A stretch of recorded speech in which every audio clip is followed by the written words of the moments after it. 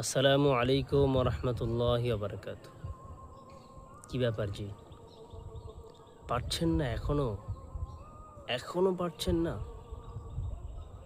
এখনও এরাদা মজবুত করতে পারলেন না? এখনও সিদ্ধান্ত কঠিন করতে পারলেন না? জি, কিসের ব্যাপারে বলছি জানেন? নামাজের কথা বলছি। শয়তান এখনও আপনাকে দূরে রেখেছে নামাজ থেকে।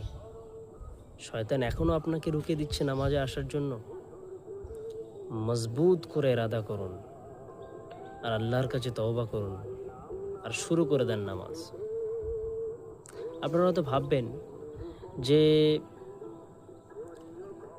এত কিছু চলছে, দেশে এত কিছু চলছে, বাইরের দেশে এত কিছু চলছে, সব কিছু মিলিয়ে দিনের উপরে, ইসলামের উপরে কঠিন থেকে কঠিন হামলা করা হচ্ছে, তবু আমরা নামাজের কথা কেন বলছি?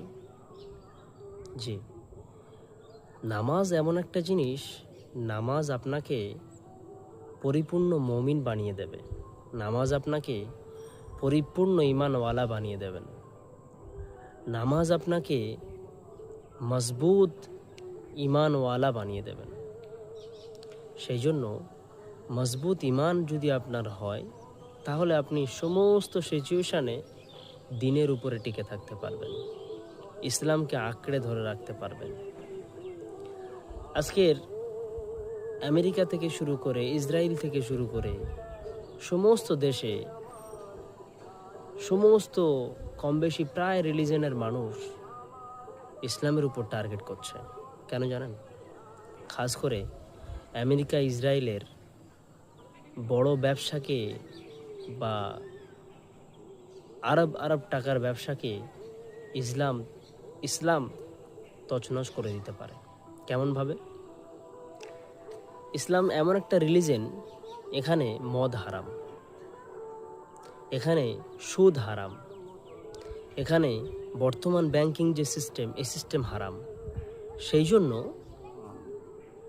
তারা চাইছে যে ইসলাম যদি প্রচার প্রসার বেশি হয়, তাহলে আমাদের ব্যবসা চৌপাট হয়ে যাবে। ইসলামের শুকর হারাম। এই জন্য তারা এটা ইসলামের উপরে সব সময় হামলা করছে।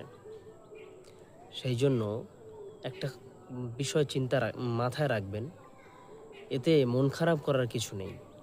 একটা বিষয় মাথায় রাখতে হবে, কি বলুন তো? যা আল হক ও জাহাকাল বাতিল ইন্নাল বাতিলা কানা জাহুকা। সত্য অবশ্যই প্রকাশিত হবেই আর হয়ে থাকবেই।